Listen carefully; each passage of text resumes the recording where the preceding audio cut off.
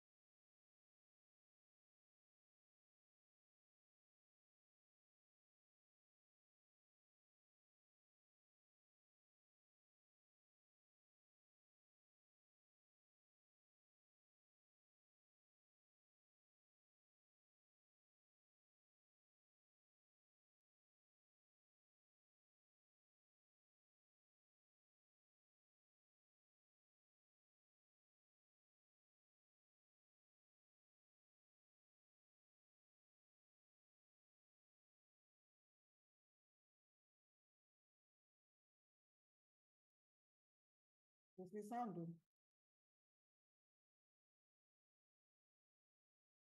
Ọlọ́run jẹ́ kọ́mọ yìí kó ṣáà má tún dá wàhálà lẹ̀ fún mi lẹ́nu. Ó ti fẹ́ fún mi ní anxiety. No sound.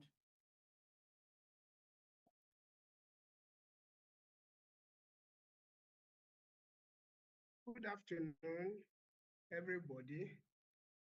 We want to welcome you to the first of the IAMRAT seminar series of year 2025. I'm sure it's not too late to wish all of you a happy new year.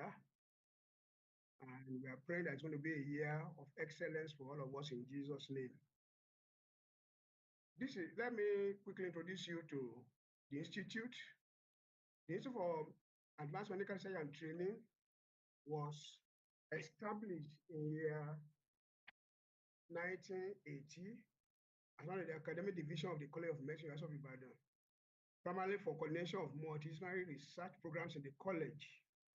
It's a response to redress the limited institutional capacity in Nigeria for strengthening training, research, and policy development in the area of health.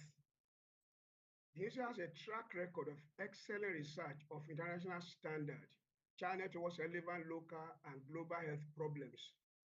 The institute has a complement of trained staff with expertise in virology, epidemiology, biostatistics, cancer research, drug research, genetics, biology, entomology, molecular biology, neuroscience, and aging medicine with funding from several local and international agencies. The institute has numerous research and advisory units, which the following stand out: genetics and research unit, drug and cancer research unit, malaria research unit, neuroscience and aging research unit, epidemiology and biostatistics research unit, neurodegenerative research unit, palliative care unit. The institute also hosts the UI-UCH Ethics Review Committee, which is a top research ethics committee in Nigeria, established in year 2002. The institute is headed by a director, and the current director is Professor Ikeoluwapo O. Ajayi. On this note, let me invite Professor Ajayi to give us our opening remark. Yeah, Professor Ajayi, ma, your opening remark, ma. Yes, I'm Professor Ajayi. I'm Professor Ajayi. Okay. Good afternoon, everyone. Good afternoon, ma. Yeah. Again, I want to join the secretary to the institute, Dr.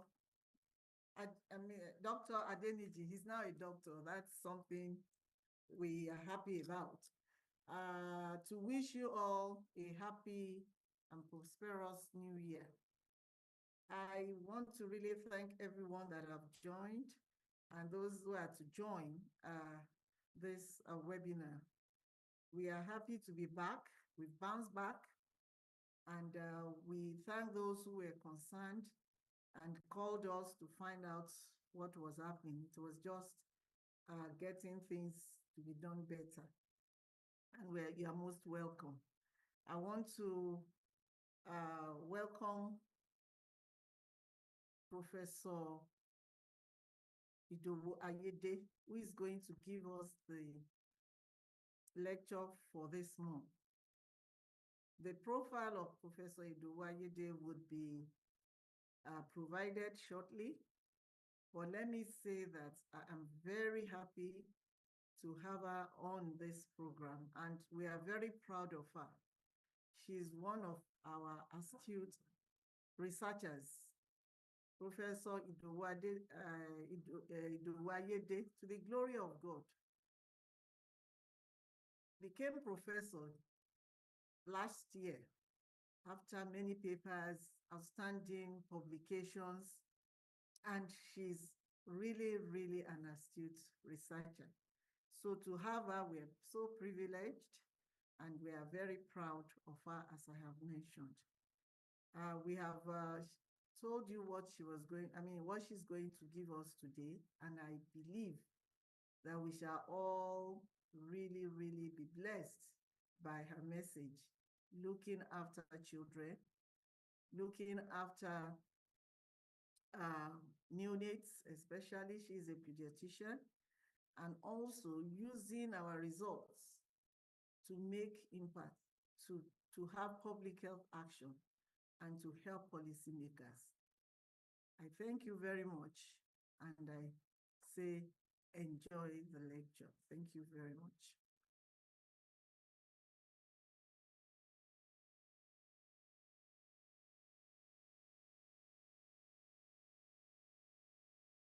Mr. Adeniji, can we have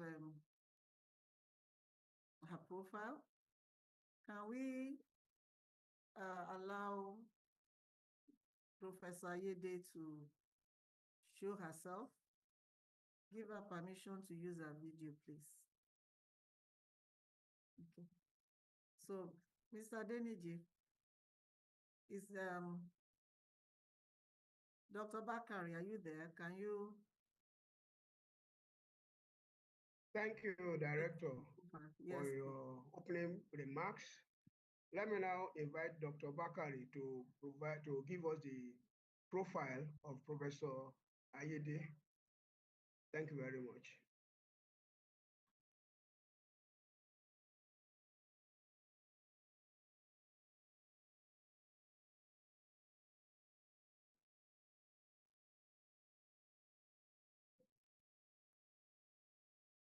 Hello, good afternoon, everyone. My name is Dorothy. I have the opportunity to read out the short citation of Professor Ayede of the Department of Pediatrics, College of Medicine, University of Ibadan. Professor Ayede is a distinguished pediatrician and neonatologist at the College of Medicine, University of Ibadan, and University College Hospital, Ibadan. She is also a joint lecturer in the Department of Epidemiology and Medical Statistics, Faculty of Public Health, College of Medicine, University of Ibadan. She is currently the team lead for perinatal health research, newborn and child survival research consortium of the two institutions. Our research focus is in community-based interventions through clinical trials for maternal, newborn, and child survival, preterm birth, neonatal infections, birth defects, and nutrition. She has won many research grants, including 8 Bill and Melinda Gates Foundation /WHO grants on neonatal infections, oxygen delivery and antenatal corticosteroids trial 1-3, PK/PD, and neurodevelopment outcome, as well as ACS implementation research in Nigeria. MacArthur Institutional Grant on newborn kidney nomogram.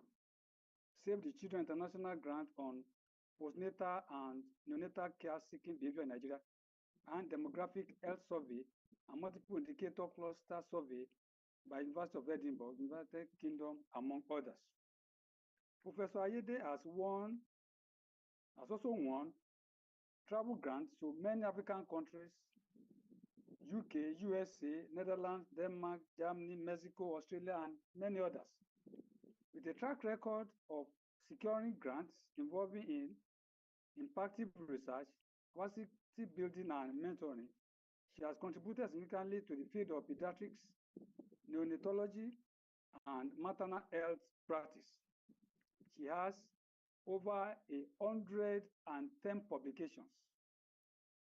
As a principal investigator and co-PI on numerous projects funded by international organizations, her expertise in neonatal and pediatric health is globally recognized. Professor Ayede's impact extends beyond the academia, as he holds roles as a partner of the Bill and Melinda Gates Forum Nigeria and a consultant to Clinton Health Access Initiative, PACT West Africa, Save the Children International, among others. She is currently the co-chair of Children with Special Needs Technical Working Group of Federal Ministry of Health Nigeria and a pioneer member and a co-investigator for Sub-Saharan Congenital Abnormalities Network.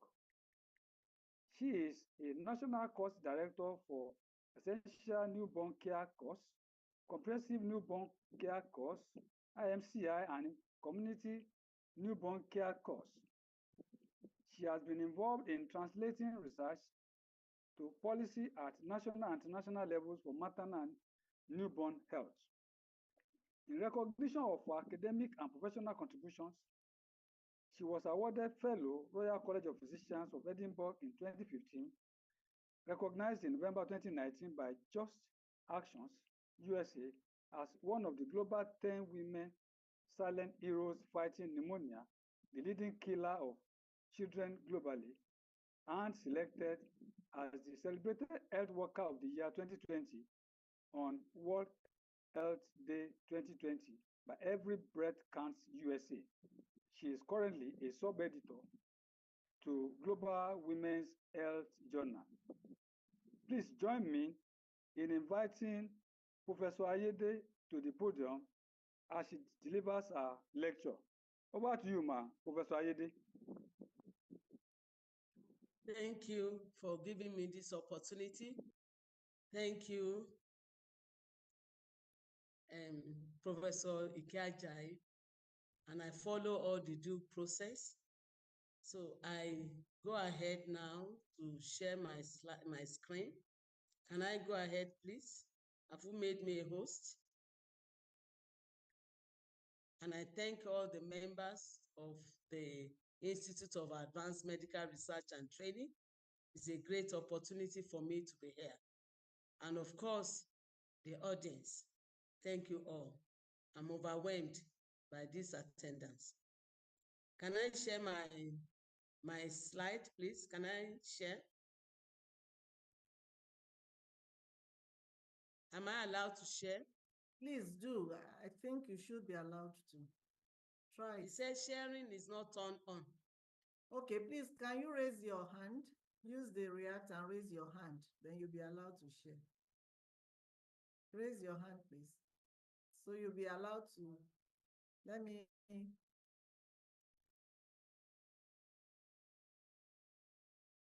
Yeah, it's saying I can share now. Let me try. Yes.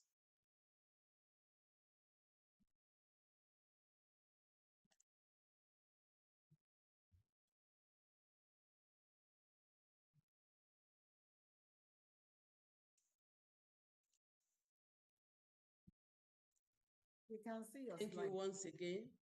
The title of the presentation is Research to Policy Adoption in Maternal and Newborn Health. We are going to use two prototypes emanating from research that was done in selected low and middle income countries. This is the outline. We will give some basic introduction. We will also mention a few points about the current maternal and newborn health statistics in low and middle income countries, and we will see where Nigeria lies. We will also learn about the essentials of research to policy. What are the things that are compulsory to do? How do we generate evidence for policy makers? We will also look into the role of implementing research and why we need to do so. And we will learn about practical processes involved in policy adoption. We will now go ahead to use two studies and two policy adoption to learn about all these points that we have mentioned. We will see the output from these policy adoption processes to let us know that these are very real and they can actually give a great result. Then from that, we go into conclusions and recommendations, and the references are there. We know that Nigeria has a good health policy. The goals are very, very well known, but we need to know what exactly they want to do and how they want to achieve it. We know that they want to unlock health value chain. They want to be able to improve on governance. They want to be able to improve the population health generally. And they also want to improve on financing, healthcare financing. But we also need to know that any government at all has one major goal in terms of health delivery. They want to strengthen the national health system, and singularly, the major way to do that is to make sure you provide effective, efficient, quality, accessible, and affordable health service.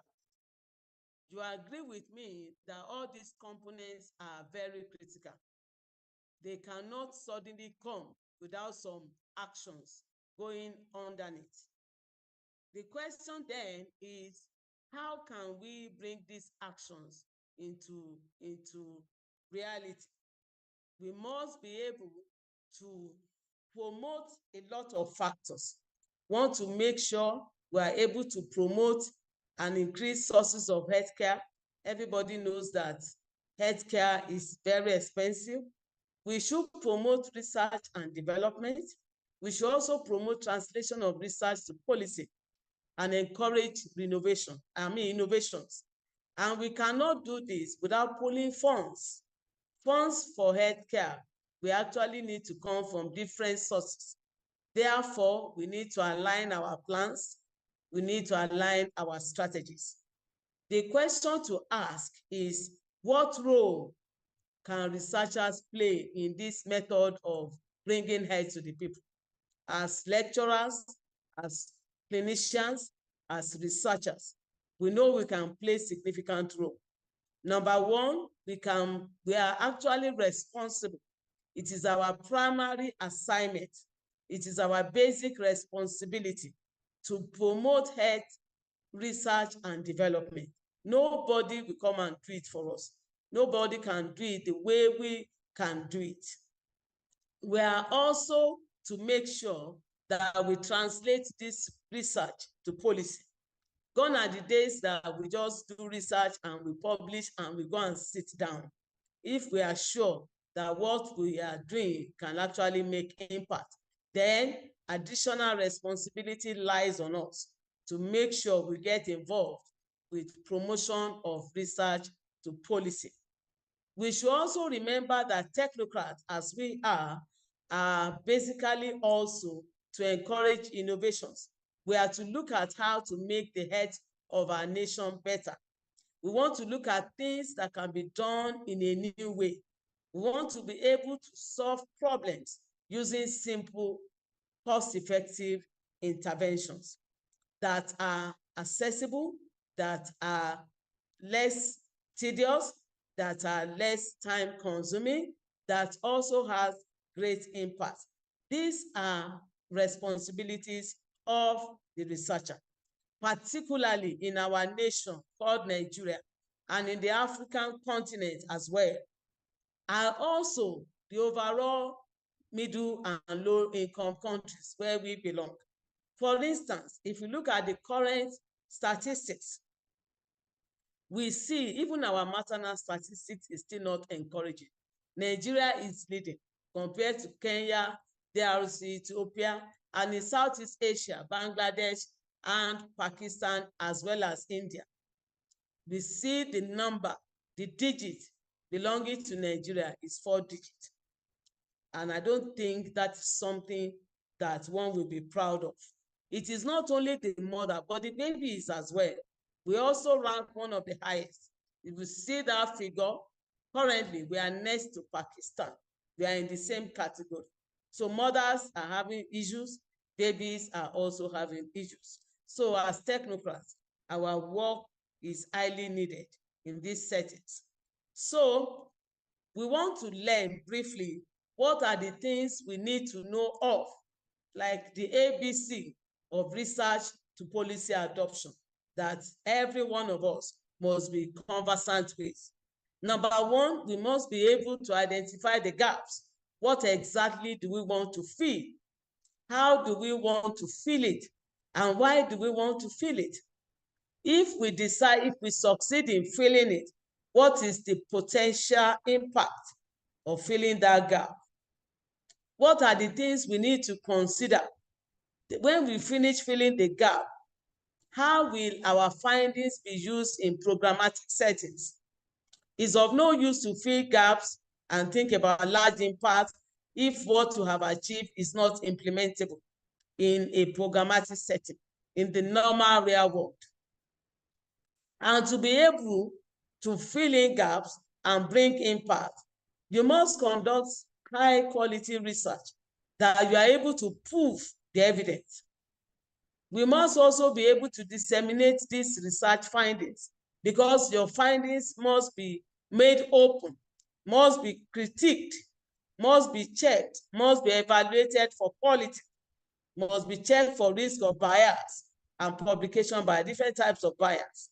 Therefore, there will also be a need to grade the level of the evidence that your research is actually giving.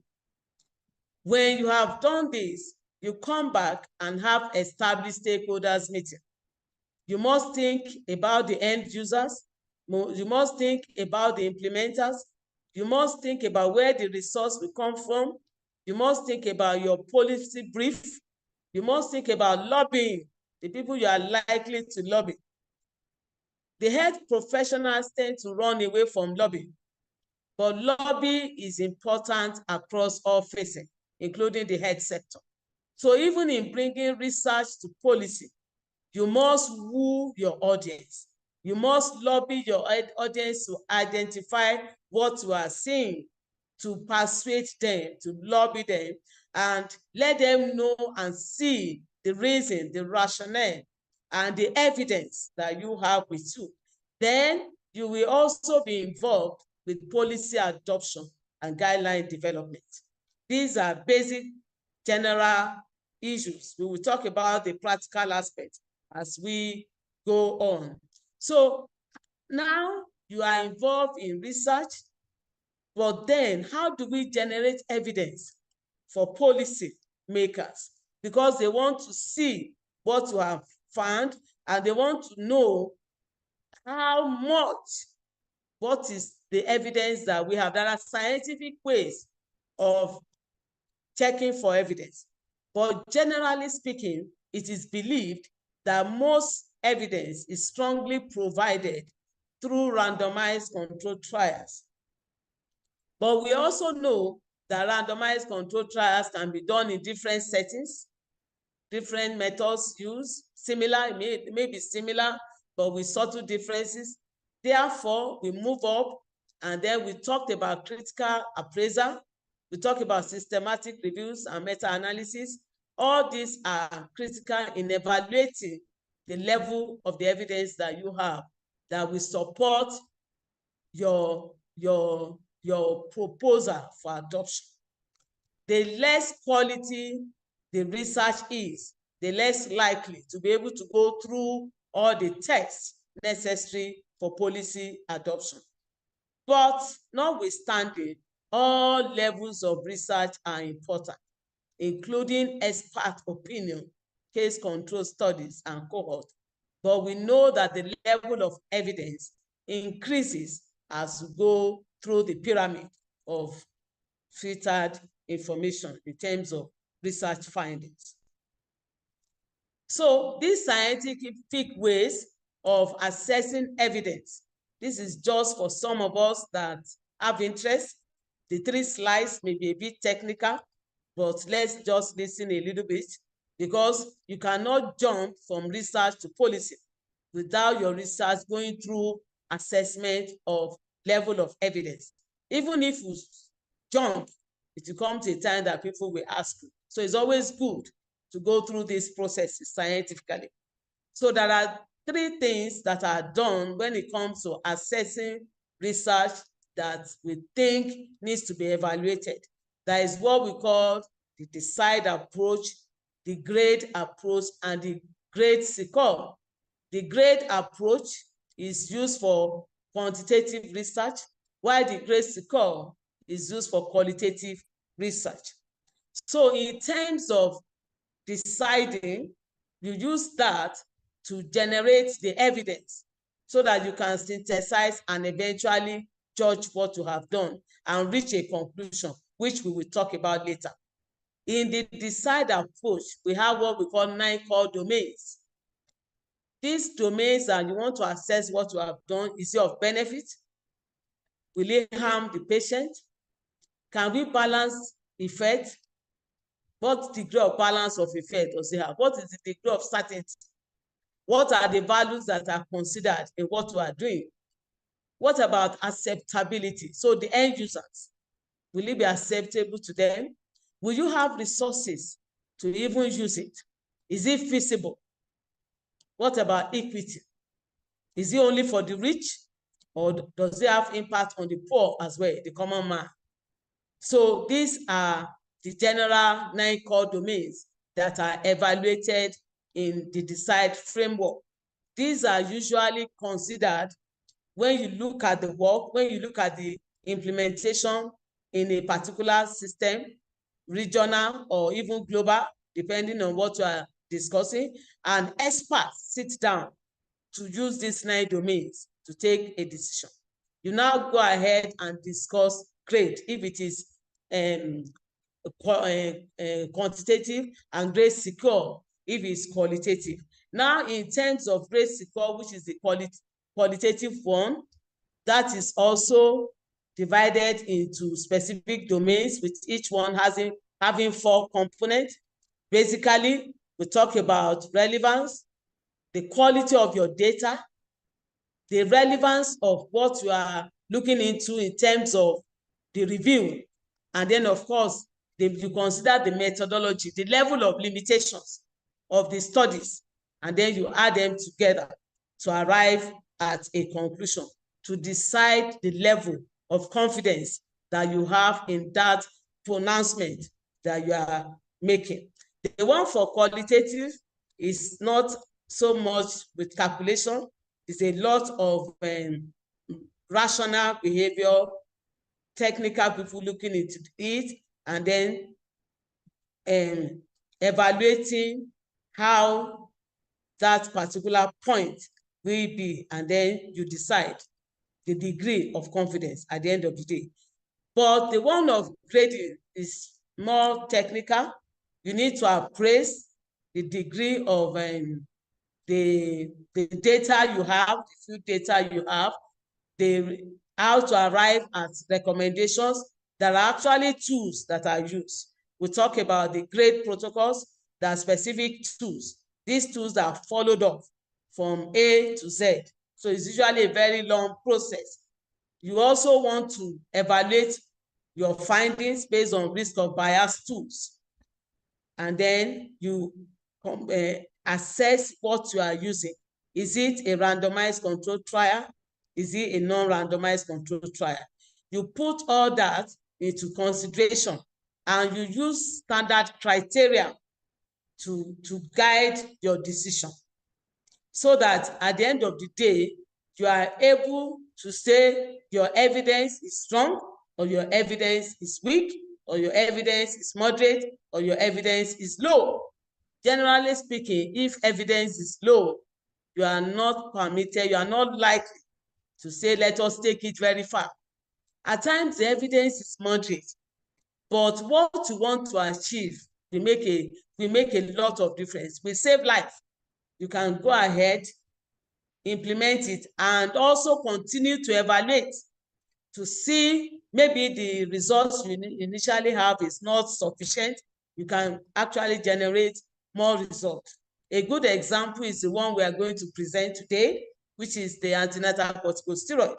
So you are allowed to, because the impact is so much, and you continue to generate until you reach what we call a level of saturation, so to say, even though in overall reality, we cannot say total saturation, but you can get to a degree of saturation, which we have now for antenatal corticosteroid for preterms.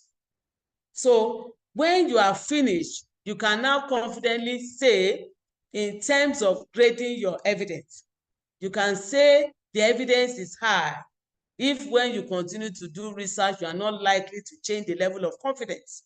It will be giving you similar value. So you say there is high level of evidence. Like in antenatal corticosteroid for preterm birth, there is a very high level of confidence. So the grading is high. So we can make it a global thing, which is already done. Or it can also be moderate. It can be moderate.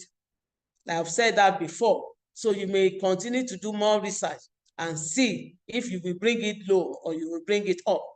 It can be low. That means that you need more research to be done before you can actually, increase the level of confidence in the estimate of effect. And you are sure that if you get more data, that confidence may change. You can say the evidence is low.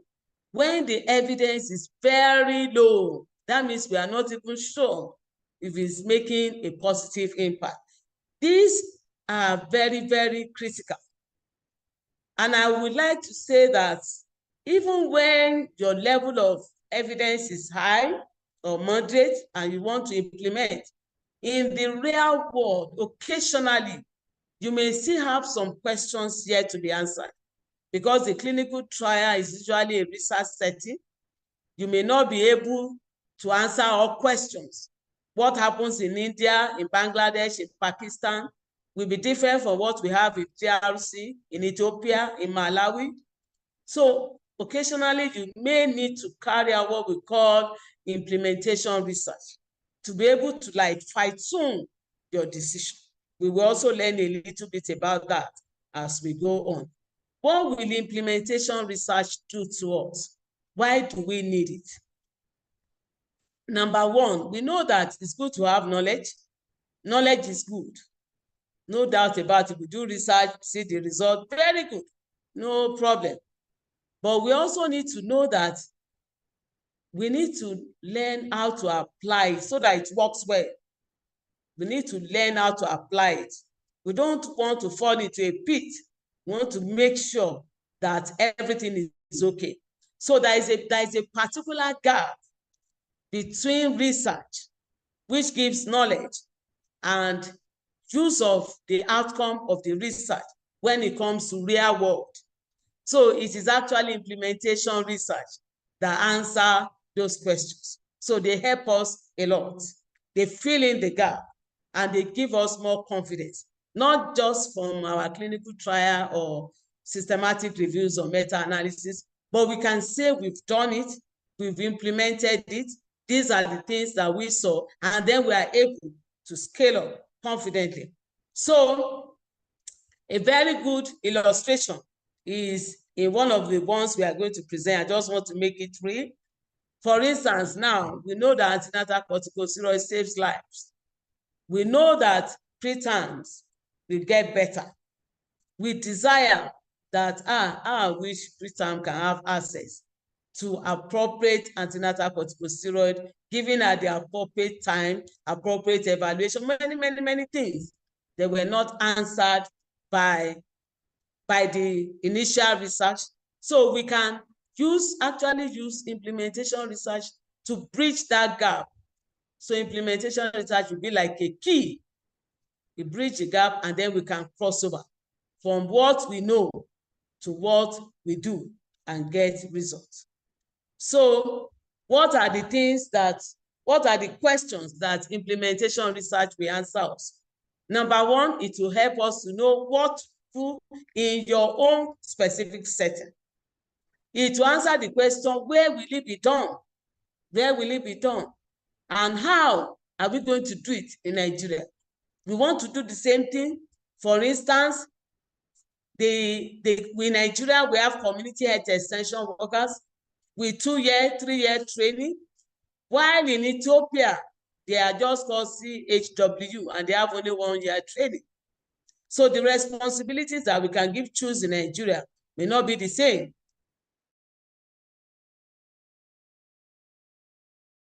Have some sub-nurses also that are well trained. Some are like general people that just have 3 months, 6 months training. So the how, the where, and the who will be specific to your area of implementation. So your implementation research will assist you. Even though you are carrying out the same thing, you are doing the same thing, but in different programmatic settings. So implementation research will assist you to answer the questions. It also assists you. What do you need to do it? What are the commodities that are necessary? Who will buy those commodities?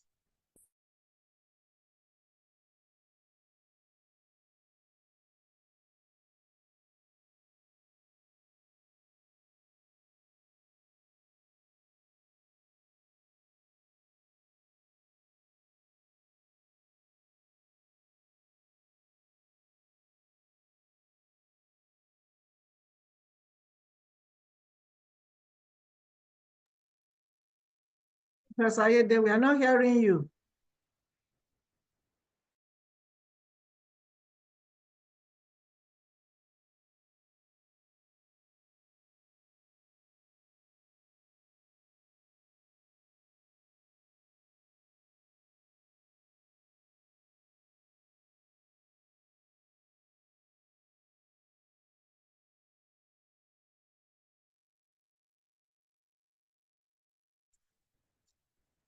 Hello, are you hearing me now?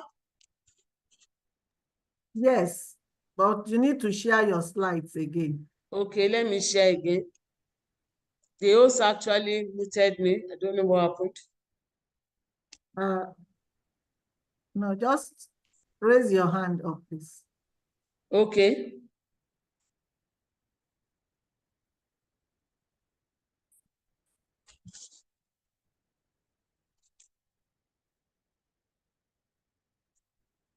The host can allow me to share now. Please try sharing and let me know if you have any problem. Can I share now, host? Try it. I've tried. Okay. Sharing is not turned on. Please raise your hand again. Okay.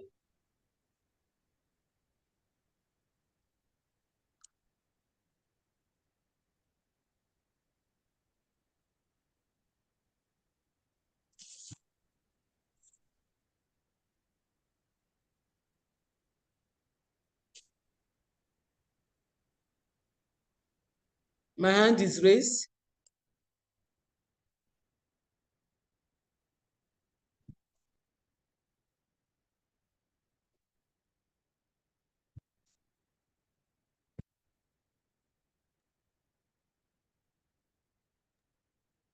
Try again, please. Okay, let me try. Sharing is not turned on.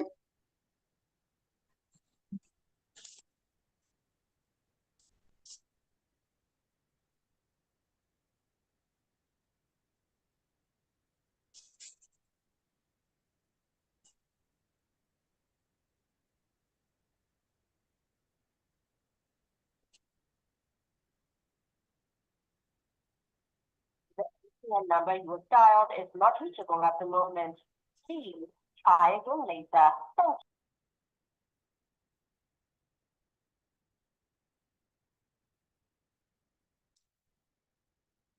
you. Can the host allow us to share?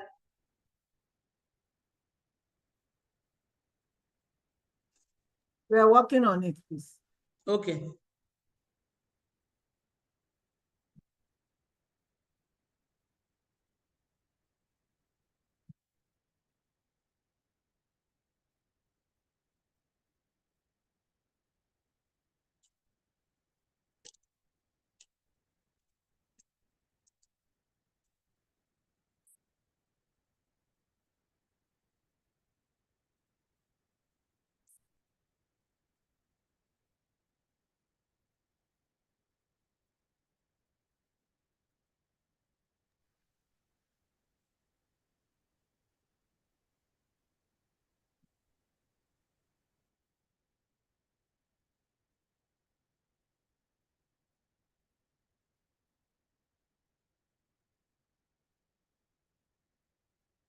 Hello, please.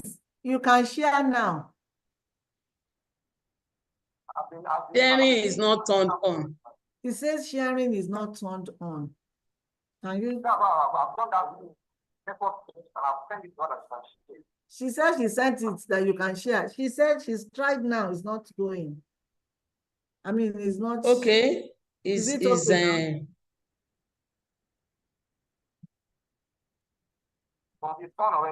I'm looking at it. Okay. Says you should to do what, to restart. Okay, I have to restart. No, hold on, please. She should do what? She try to share now. She said you should start to share now. Okay, okay. Okay. What of Is it there now? Yes. Is the recording on? Okay. Yes. Okay, thank you. So we were saying that implementation research, we ask about cost implication. We answered the question about cost implication. And how do we know that your intervention is working? So we talk about impact evaluation. What are the staff capacity needs? Will the government be able to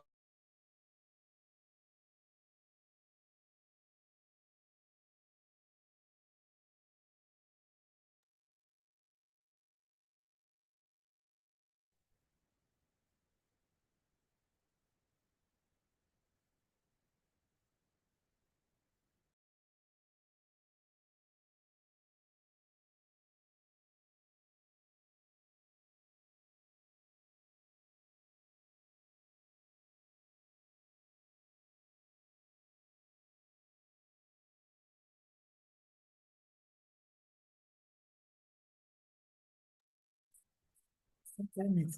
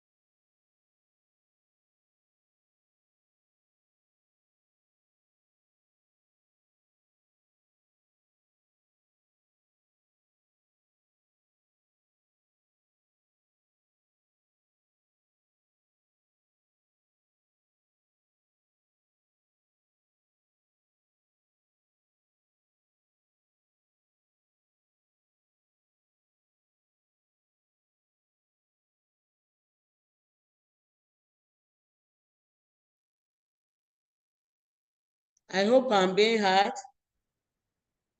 Yes, yes. Please go ahead. I think your internet is unstable. Okay, let's see. So we also need to learn about the practical work processes. When we want to think about, when we want to carry out policy adoption, we need what we call right orientation and appropriate dialogue. And in doing this, you may want to first of all find out about the information you actually need to convince the implementers or the policy makers. You may need to do baseline surveys and situation analysis. You may also need to assign roles and responsibilities, the one for federal government, for state, for institutions, or whatever. You will have to think about the health system strengthening and linkages that are necessary, the training needs that you need to conduct, the capacity building that you need to support, the mentoring and who will do it, and how will you carry out clinical skills retention? How will you ensure feedback and problem-solving mechanisms? These are practical issues.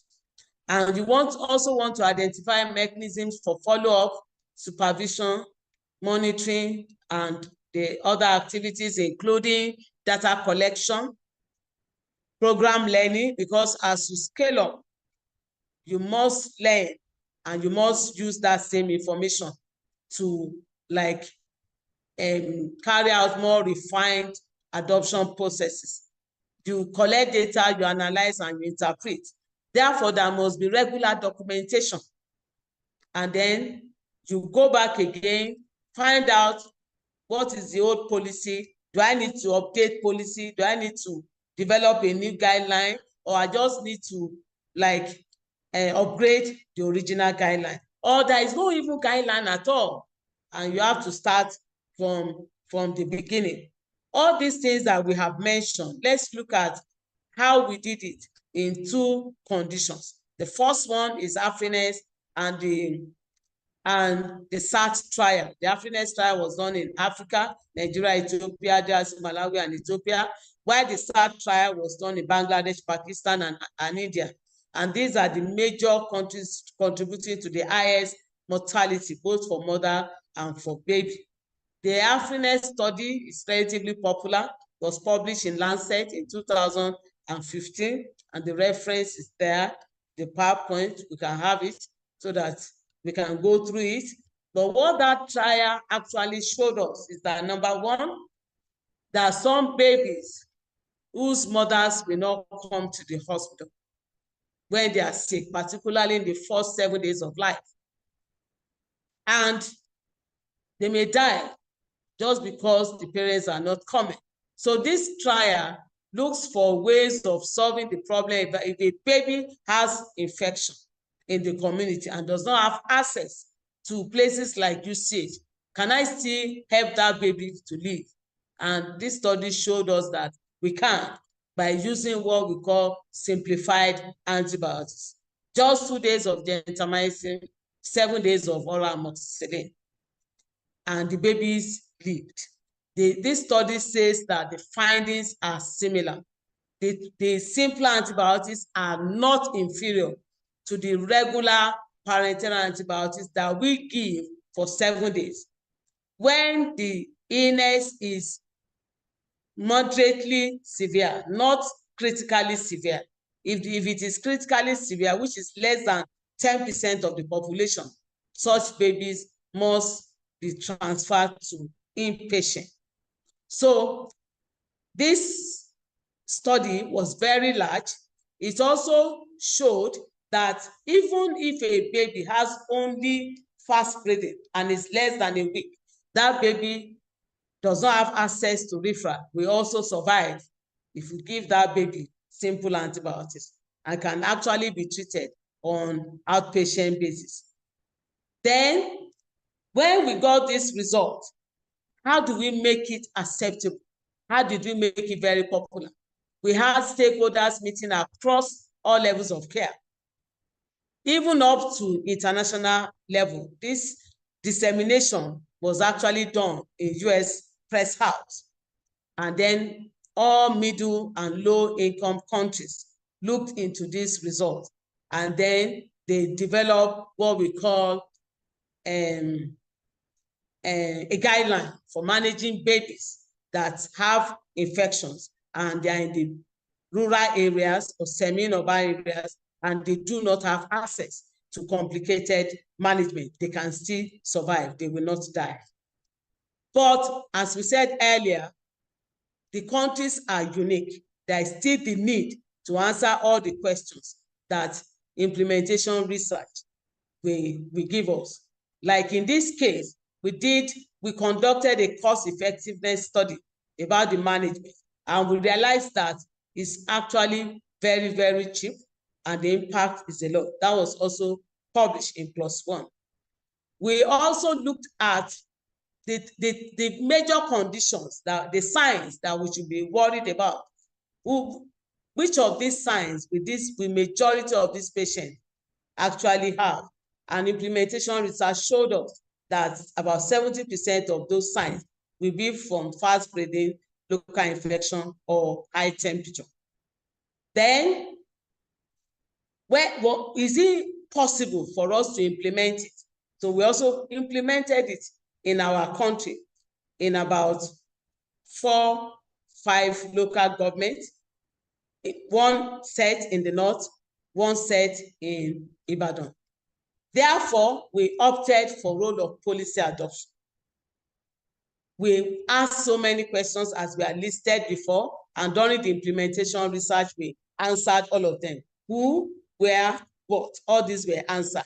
So we use these factors that we got using this process. This is the conceptual framework that we use to get all the answers to our implementation questions. And after we got that, we developed a strong policy dialogue with the Federal Minister of Health, multiple stakeholders. And this was not just done in Nigeria, it was done in other countries. This particular paper summarizes the findings from other Africa and Asia countries that I previously listed, and they find similar findings. For instance, this particular picture shows us the proportion that were treated. That is the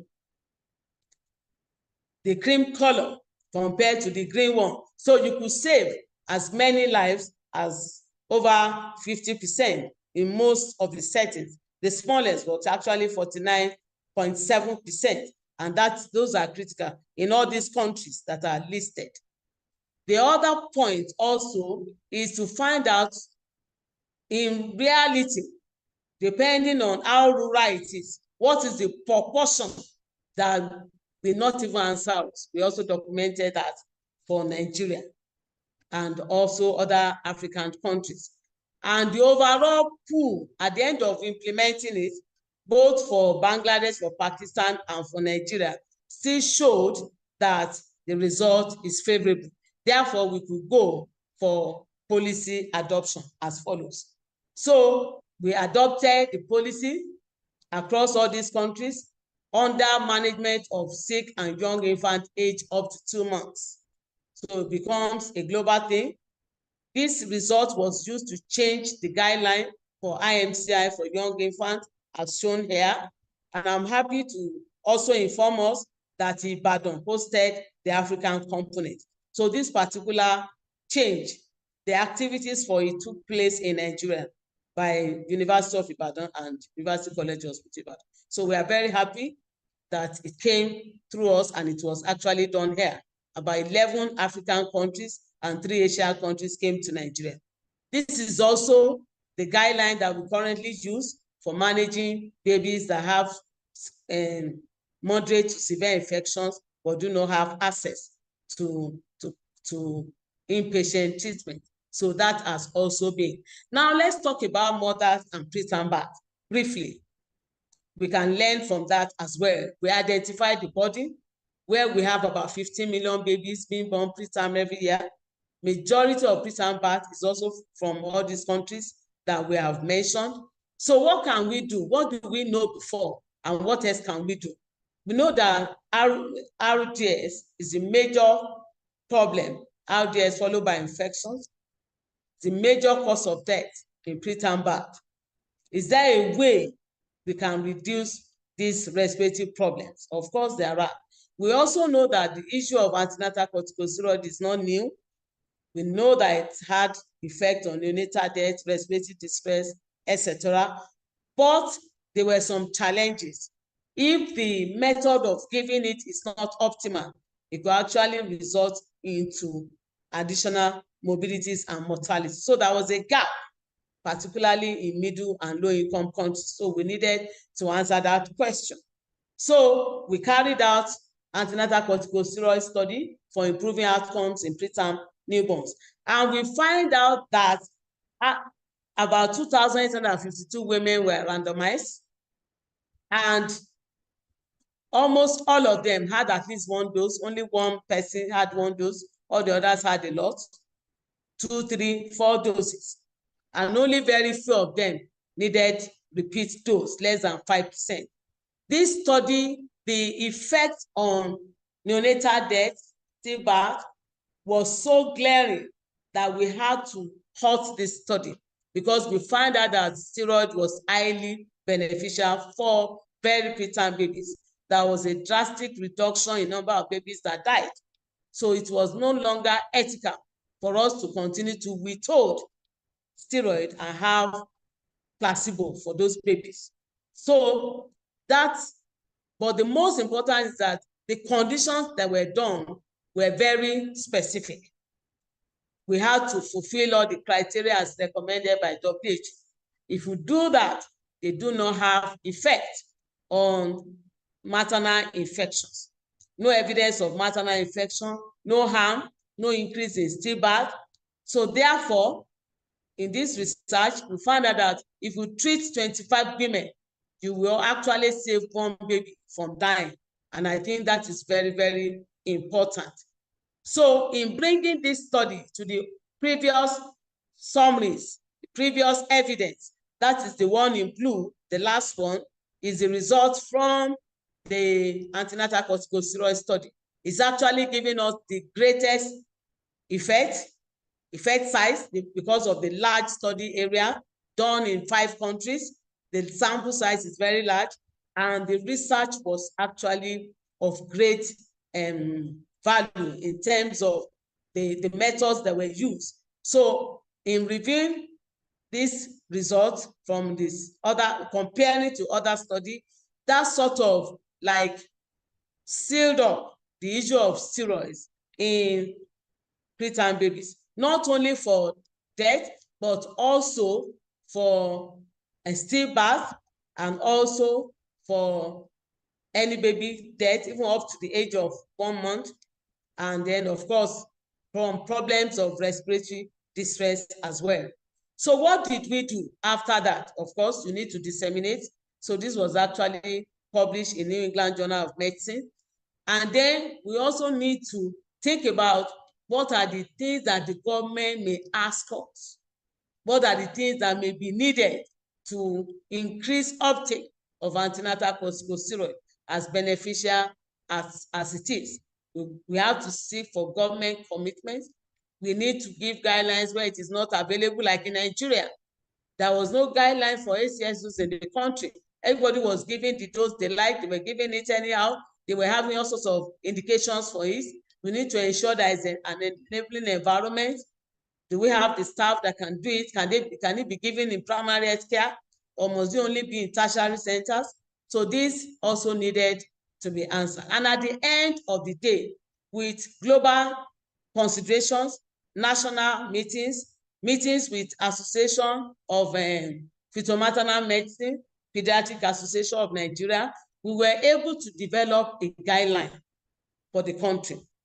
It was accepted, and then also it has been incorporated into the national policy guiding our antenatal care in the country. As I speak now, we have a national guideline from this study, and this was actually launched last year, April. It was presented to the Honorable Minister of Health, and we also used the opportunity to also discuss other areas of maternal and newborn health. So this will actually show us that we can actually do impactful research that can assist us to change policy, assist us in developing guidelines, but we need systematic approach. It's not something that's sudden, it's not something that we say is easy, but it can be done. We can actually safely incorporate our research into policy in our country. We must not forget the role of healthcare professionals and the academia.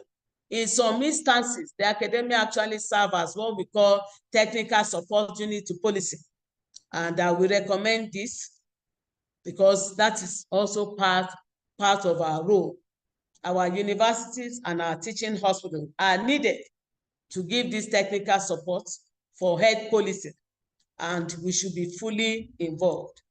So when we have a potentially impactful research work, we should not hide it. We should make it public and let Nigeria benefit from it maximally.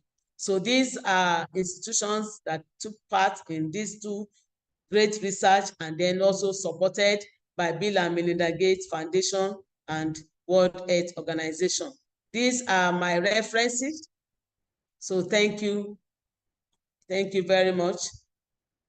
So I'm ready for questions.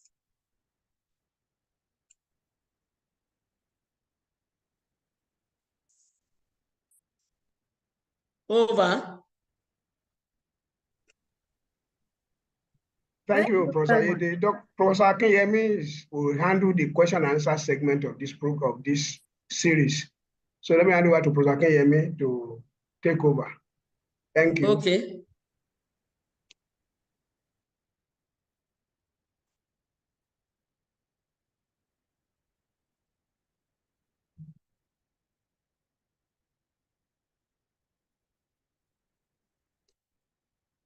Professor Akinyemi, please hold on. We'll unmute you now. All right. Thank you very much. Okay, please, can you hear me, please? Yes, we can hear you. Right. So we want to deeply appreciate Professor Ayede for this very elegant and impactful lecture. Very brilliant delivery, well prepared and well delivered. So we would like to take questions and comments.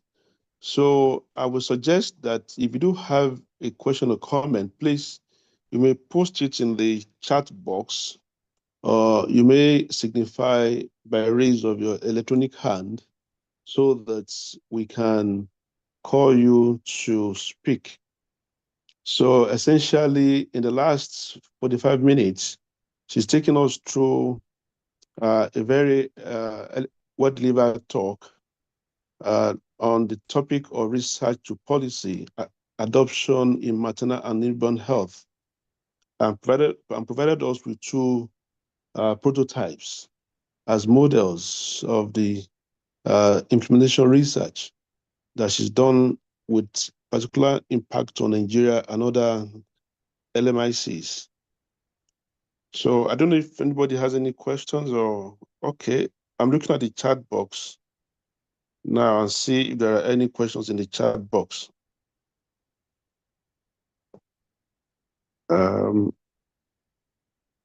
Okay. There are mainly congratulatory messages.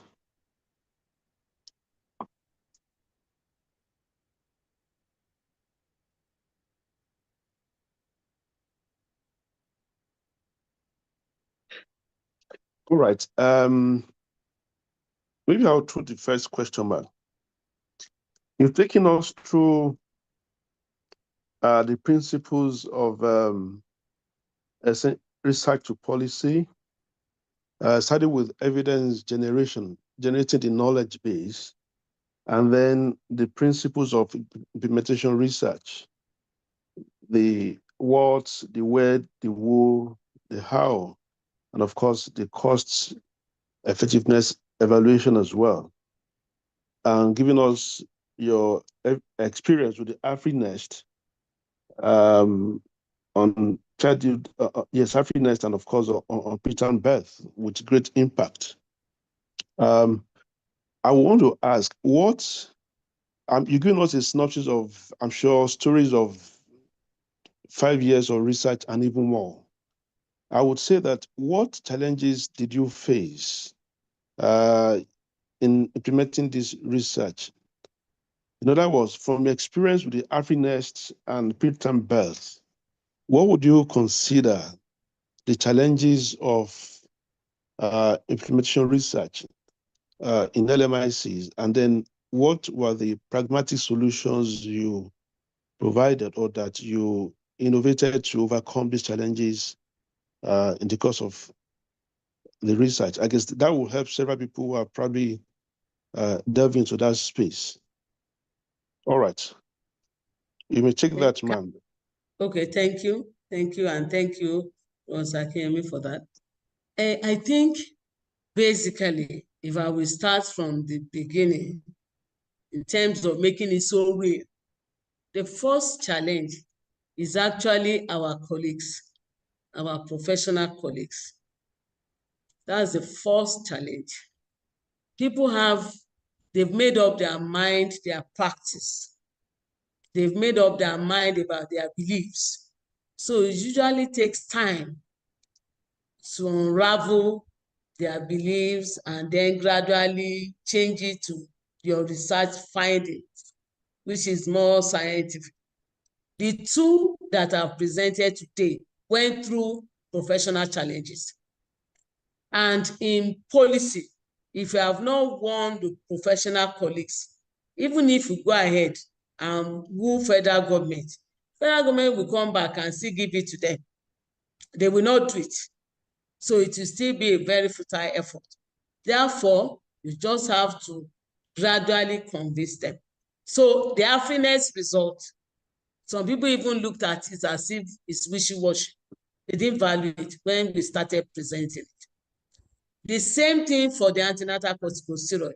Somebody said, what other things do you want to tell us? We know about steroid. So if somebody has already made up his mind that he knows it all, what else do you want to add?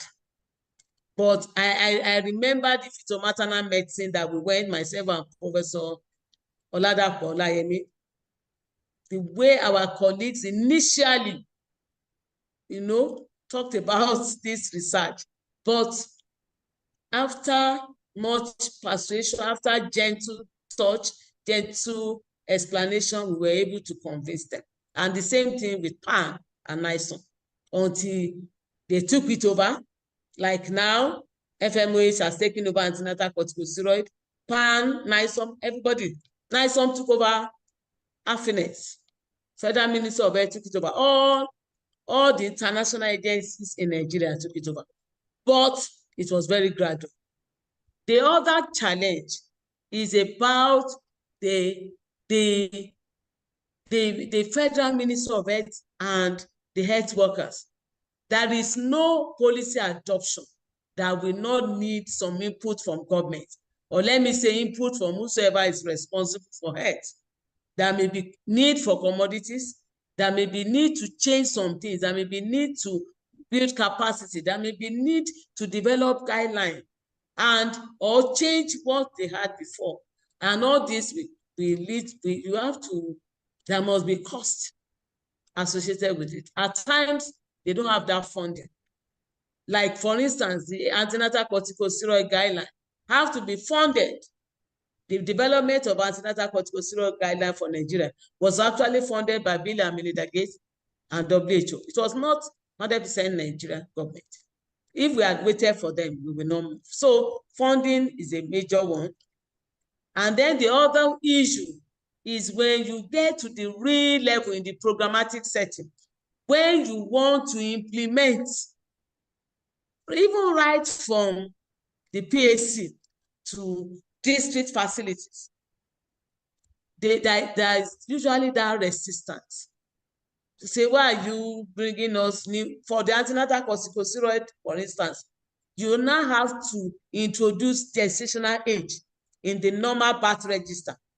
Even UCH does not have gestational age in our birth register. We were the one that said, matron, draw a line. You cannot deliver a baby without telling us the age at delivery. So they don't want to go back, check initial X-ray, calculate and write. This is preterm. They just write less than 2.5 kg. They are not going to tell us. So when you are even implementing it, there is a lot of resistance because they will say you are bringing a new thing, more work for us. So the challenges are many, but notwithstanding, most of the time they are surmountable.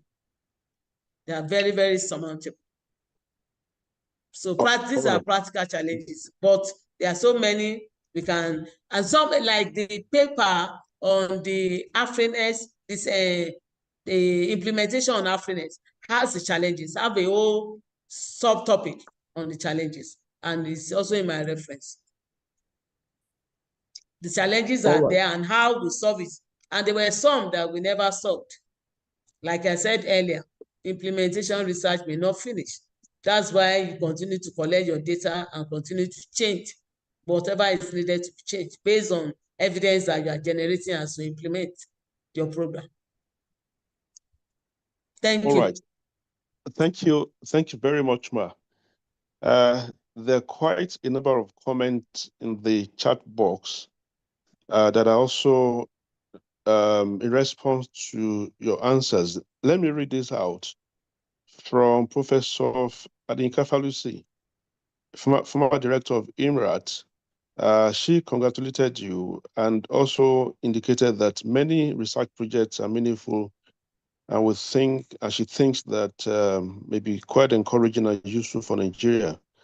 Then she asks, can we be sure that these projects are able to safely go through and qualify for policy adoption? I mean, you made a comment. Then from Professor Emmanuel Otolori, our immediate past president of ICOMA and distinguished teacher, just a commendation and of the fact that you're able to undertake this implementation research for influencing policy formulation in Nigeria. And then a comment, an additional thought that knowing that Nigeria has a museum of policies in all sectors, how do you intend to move into this into implementation in the 774 LGS in Nigeria without external funding? That this has been a challenge that he has also faced, and other workers in that space working in the health sector. I was also going to add, Ma, that given that one of the albatross of healthcare in Nigeria is poor regulation of healthcare delivery.